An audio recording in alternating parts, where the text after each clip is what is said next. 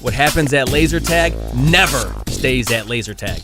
Laser Unfocused Tag Talk. Laser Unfocused Tag Talk. I feel like you could be like in Ghostbusters or something. Oh my God, you have got some stories.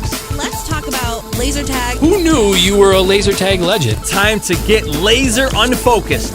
Tag Talk with Tivia. Welcome to Laser Unfocused Tag Talk. Hi, I'm Tivia.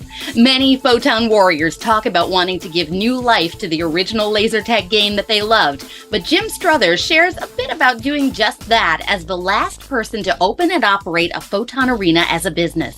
Today, he'll talk about how in 2008, in Broken Arrow, Oklahoma, for a time, the light still shined. I'd like to welcome Jim Strother, who is also known in the Photon community as Opus, to join me for some Laser Unfocused Tag Talk. Now, Jim is really somebody with a very interesting story because, Jim, you were the last operator to both start and operate a Photon center in Broken Arrow, Oklahoma, and you pretty much did what every Photon warrior wants to do or has wanted to do since the game came to a close. So I would love to hear the story behind that. Welcome, and thank you for taking some time to talk. Oh, glad to talk. I know we met in Baltimore a couple of times during the Photons when they had those. But Yes, indeed. Yeah, I've been working in industry for a long time. I was a software engineer with McDonnell Douglas, American Airlines, Electronic Data Systems. And then I always wanted to make Photon come back. And so one day I was horsing around on eBay, and somebody out in Phoenix, Arizona had the entire set of equipment for sale for a ridiculously low price. The only problem was I had to go get it. But I went ahead and bought up. I got like 50 pods right now and all sorts of stuff. It's all in storage right now, except for 2 I've got up at work. And I went and had to do an upgrade on them so they would be functional. And I opened my arena. Ran into some problems with the landlord. Turned out that they had quite a reputation I was not aware of. And so I was only able to stay open for, 4 months, something like that. But you accomplished that goal. Every Photon warrior says, boy, I would love to open my own Photon center. And you made it happen well after the trend had passed, or some would say. So I'd love to kind of begin at the beginning and tell me about how you first came into the world of Photon. All right. So I was in college. This is in the 80s. And heard about Photon being open over in Tulsa, Oklahoma. And I always was intrigued by the idea of laser tag. And so myself and a couple of friends went over and played it. And I was just hooked on it from that day forward. I played up there until probably ran out of money. So I was just a student at the time. And every time I had a chance, I would come back and play some more and just watch that win. I had a interest in electronics also. So I really enjoyed trying to figure out how the stuff all worked. And so that's pretty much what infected me with Photon fever. When did that first start? When did you go there? It was in the early 80s. And I did move out to Tulsa and played a few more times before the arena closed. And I think that's about 85, 86. I can't remember for sure. Were you ever involved in the operations of a Photon before, or were you just a really avid player? Just an avid player at that point. I was, still a kid, just fresh out of college. They didn't know who I was. And so I just was there as a player and just had a lot of fun up there. And then after that closed, there was a laser trek that showed up in Tulsa. I can't remember how much longer it was. And I knew the people who were running it. And so I actually got to do tech work on their stuff. So I played a lot, played the leagues, helped prepare the equipment, and got to learn a lot about how their circuits worked. Did you ever play other forms of laser tag, or do you today play any other laser tag? I'll play a little bit around here. There's not that much. We've got the Modern Mission with the tactical stuff. And so it's not quite the same. It's still fun, but there's not quite as much, what's the word I'm looking for? Strategy involved. It's pretty much just go out there and shoot everything that moves. They have it where you can't shoot your own player. So, there's no penalty for just unloading your clip in any direction something moves and see what happens. So coming out of the world with Photon being your main laser tag experience, I know that Photon was designed to be a very immersive experience. What did you love most about the game, and what kind of kept you thinking about it all those years later? But like I said, it was a very immersive experience. You would get yourself lost in there. You had the lights, the fog, the music, the sound effects, and it was just dark enough for sometimes it's hard to see people, and so someone could step around a corner and cut loose at you at any time. And it had a lot of great safeguards in it too, where you're going to hit person 3 times and then you have to go somewhere else. Of course, you run around with a group of people that defeated that. But it was just, the whole experience, it was indeed immersive and had a lot of lights and stuff out there.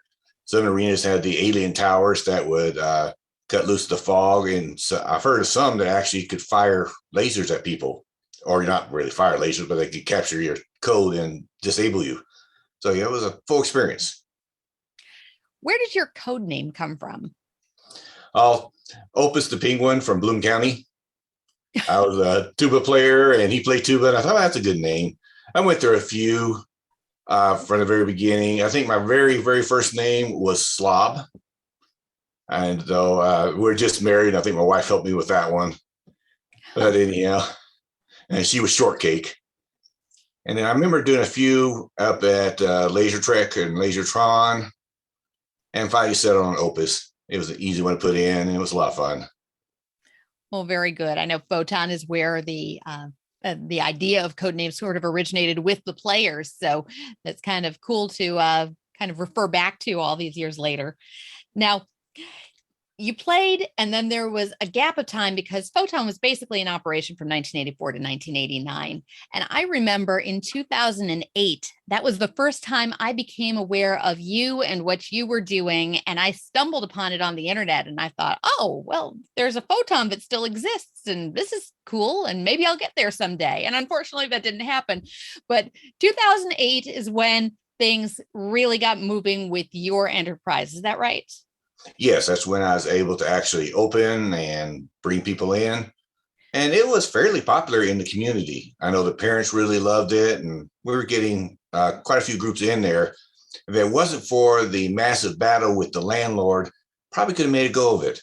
But it was getting to the point where they were dragging me in court, and they were trying to cause all sorts of problems.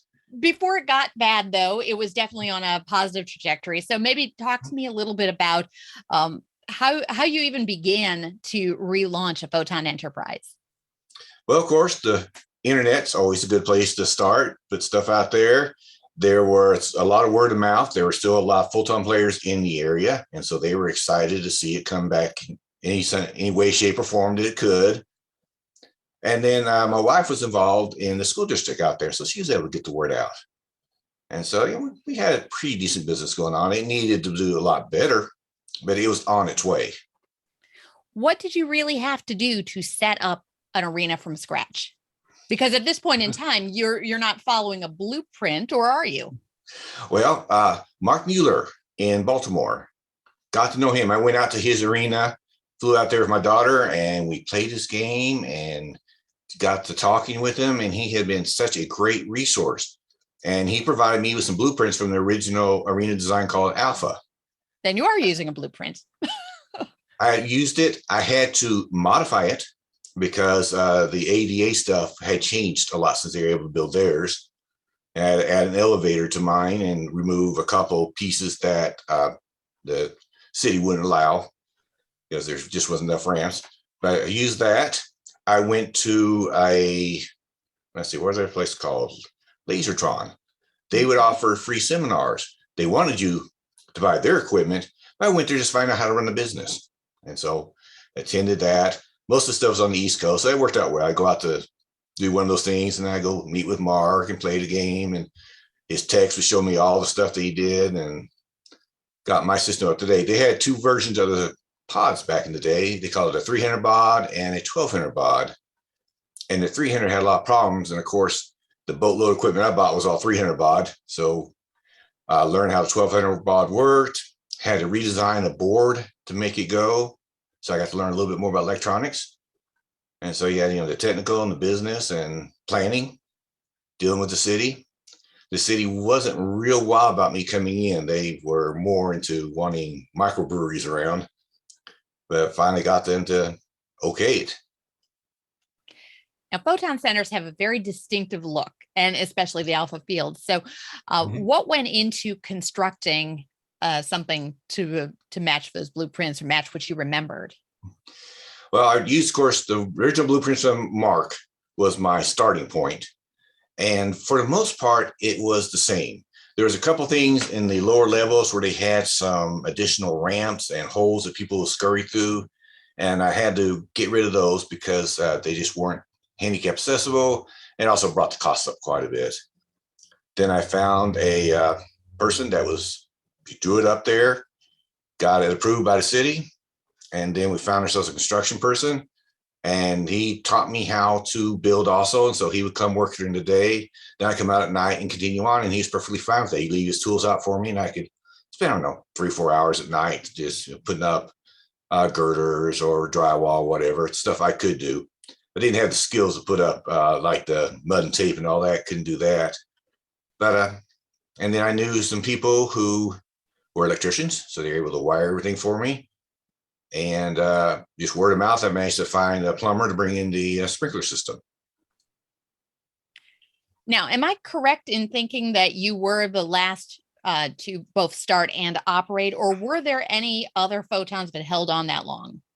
Well, Mark Mueller's system was still available for photons, but I don't think he was still running it during the time I had mine going. I think he'd already migrated to Lasertron. So I think mine was the last. Yes. And Photon, for people who aren't familiar, could you explain what Photon was, where you and I first met? Well, Photon Convention. We show up for a long weekend, and Mark put on a great thing for us. He'd get out the old equipment, make sure it all worked, and we go and we play Photon from early morning till way late at night. I know it pretty much wore me out. We do that for 3 days, and that was a lot of fun.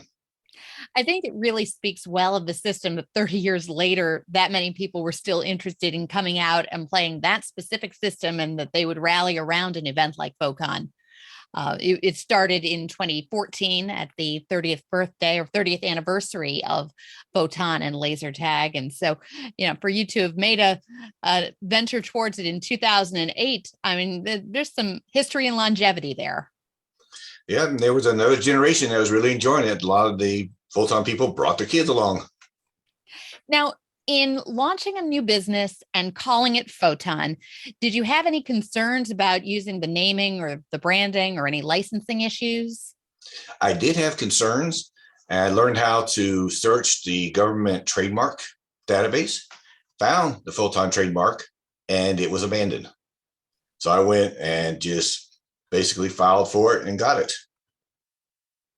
And I've never stopped anybody else from using it. I got it just so that someone else couldn't grab it and say, hey, guess what? I own it. Now you got to pay me for it. Is it something you currently still have ownership rights on?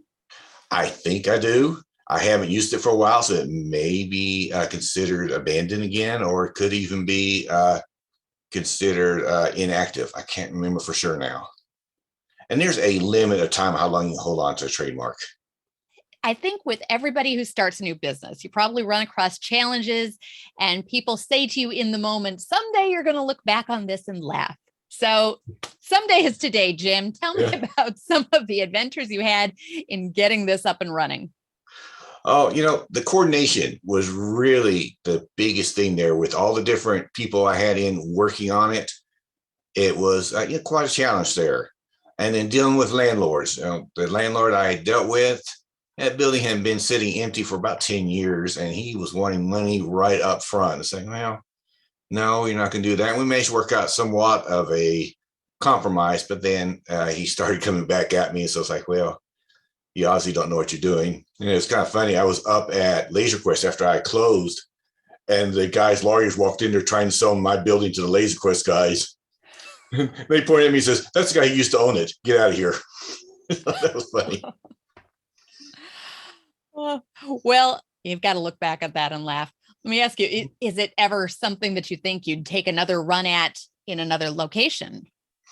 I have been thinking about it. I have been working on the equipment. I never stopped. And the thing had, 80s technology in it. I've updated it to more modern stuff using Wi-Fi instead of FM radio. And I've got a crude version running right now, but it's not good enough for me to allow a Photon player to use because they'd hate it. It just doesn't do everything. But I'm a instructor at University of Arkansas Computer Science. I teach software engineering.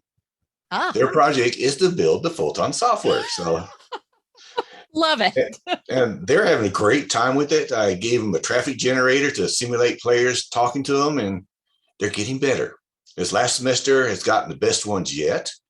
But I think the next semester this fall, we'll get a model that I can say, hey, I can work with this. So that's a lot of fun.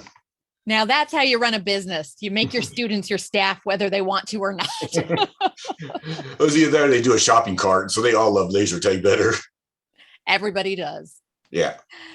So everybody does love laser tag. And whether it's back in the day or while you were operating, I'm sure some crazy things happened at one of the laser tags you were in attendance at or running. So tell me, what do you remember? What's the craziest laser tag story you can think of? I guess the funniest one was that my crew ended up being all female. Didn't go out to do that, but I hired 3 girls fresh out of high school, and my daughter and my wife helping.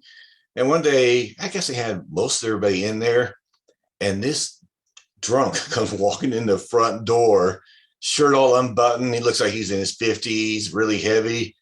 And he wanted to talk to somebody. And I heard motion behind me, and I looked, and all of them had lined up directly behind me so that he couldn't see him. And so I went over and talked to the guy and acted like I was listening and sent him on his way. Never saw him again. What about in your days as a player? Any memories you have? I've got a scar on my knee from my second game of Photon where I tried to run down a ramp and I tripped. Oh, and you only made it to your second game before your first injury. Mm-hmm. And I slid down the ramp on my chest pod. Remember how they had those slick chest pods on there? I slid down there and I was wearing shorts. And so that carpet burn went right in there and it made a beautiful scar, and I still got it. Oh, dear. Well, permanent souvenir. Yep. There were some really kind of unique things, like the carpet and the whole design of everything that were really unique to that Photon experience. How do you feel like Photon compares with other laser tag that you've played since? Photon's got a deeper rule set on it. You have to, you score in the base, but you only score it once. You can score players, but you want to do it 3 times. We got to find another one. You can have friendly fire, so you can't just go blasting out in the night and hoping you hit something. And it was kind of evil where if you get hit, you turn yellow. So it's kind of hard to tell who's who when they're down. And you can be hit while you're down, so you can't act as a block for somebody. So it was a lot more complex and deep rule set. Now, Photon had something kind of unique built into their system for people who might be colorblind. Can you talk to that a bit? Yeah, that was really interesting there. The helmet on, I can't remember if it's the left or right side on the inside, they had moved a light in there so you could see if your light was pulsing. And also the red lights versus the green lights pulsed at different speeds. So they also, they handled deaf people with that because they couldn't hear what's going on. And then the people who are colorblind, as while you were up and running, you could tell by the pulse rate if it's red or green. Now, when you're yellow, it doesn't pulse at all. So you're still at the same disadvantage. I think it's really interesting that early into the process, but those were things that were considered and thought about in the putting together of the Photon design. Yeah, that was quite interesting. I remember Tulsa had a thing where they reserved the arena for kids in wheelchairs. They just didn't go up on the upper levels. But they had a news story about it, and he tells those kids were just having a ball. They just laid the battery belts across their laps and put the pods on. And I think they were rolled around by their caretakers. That's wonderful to see how inclusive it was from the get-go. Yeah. And maybe that's part of, what builds community and what makes it so special. Photon really is a very unique experience, but what do you think it is about the laser tag experience or the Photon experience that really has kept players so devoted to the game so many years later? The games were team-based. You could go out there and be the Lone Ranger and, rack up a score, but if your team wasn't doing very well, they lost. And so it encouraged teamwork and planning, and it was a lot of fun to watch. Even the kids who had never seen it before, they were in my arena. I remember we had one where it was girls versus the boys, And these girls came charging by me in a group of 5 saying, let's go get the base. And the boys were all scattered. They didn't know what was going on. They were annihilated. It was fun to watch. And we had the young ones. We had a gentleman come in and celebrate his 80th birthday there. So, he was out playing. And, he didn't have to be an athlete. We had some rather large people play. And, of course, your standard small people. Sometimes we get some kids that wanted to play really bad, and we would suit up one of the employees, and then they would just walk behind the little kid, and they would sit there and fire the tagger at everybody. It's also a very social experience, wouldn't you say? I think so. You've got to work together and communicate, or you just won't be successful in the game. I think what you hit upon right there, the teamwork, makes laser tag in general a really good kind of team building opportunity, maybe something corporate situations could take advantage of. That's true. I remember American Airlines, we went out and played laser tag for a corporate team building exercise. Unfortunately, Photon wasn't there at the time, but Laser Trek was there. I remember we all went there and we had a lot of fun. Very nice. What would you say is the coolest experience that you ever had through laser tag? This is nothing on the, incredible, cool technical thing. But one night we had a group of people come in, and they're old Photon players, and they're from, I think, Dallas. And they came up there and they played for a long time. And I just kept the arena open as long as they wanted to play. It's a lot of free games and stuff. And then when we finished, we just locked the front doors and let us come in, and we went out and sat down in the arena by one of the bases and just sat there and talked for a long time. And I don't think we got home till like 3 or 4 o'clock in the morning, but it was real nice just getting to know these people and exchanging stories. So, and that was a lot of fun there. I think that you've just hit upon what happens more often than not that really builds community. In fact, the whole idea behind doing this podcast is, whenever laser tag players get together, they always could just stay up till all hours talking tag. And so it's nice to be able to share some of these stories without having to wait till 1 a.m. to do so. Yeah. Yeah, we were there quite a while. That was a lot of fun, though. And I just locked the door so someone didn't wander in there because we were all the way in the arena. We could see the front door from there. Very nice. Now, over the years, I'm sure you built up quite a collection. Did you acquire any cool things over the time that you were playing? Well, let's see here. This is stuff I just got picked up along the way here. They had a set of action figures. There's Warrior. These guys actually would fire laser beams at each other. And so got him, got Bodie Lee here. It's pretty random there. I haven't found the other ones yet. I keep my eyes open for them. And then I just recently moved, so I'm not sure where everything's at. I do see a stack. Just come across these the other day. It's like, well, that's left fortunate. Bumper stickers. Ah. Let's see. Got a Photon wallet. Oh, very cool. These are kind of interesting here. Play one, get one free. Buy one, get one free. Well, you know what? That would go along nicely with this coupon book I got my hand on. There you go. Yeah, let's see what else I got in here. This one's a little bit different colors, kind of interesting. Okay. Now you're holding up a bumper sticker there that I've got some questions about. Now, you are the reason that I have the Photon hat that has become synonymous with Tivia, the laser tag player. It has been in every laser tag arena I have played. And so when you were launching this, was that when you first made available? You were the first person who I knew who was making for sale available t-shirts and hats, and a bumper sticker accompanied a couple of my purchases, I know. Were you doing that prior to starting your own business, or was that merchandise that you just decided would be good for promoting the business? It was a little of both. I did it pretty much before I got everything open, try to generate a little bit of revenue. Building a arena is pretty expensive. So I tried to offset the cost wherever I could. I had the t-shirts, I have some polo shirts still. Got some really big ones like 3XL, so like no one wears those right now. And then of course the hats. A lot of people love those things, and I may have a couple more yet. I've got to check.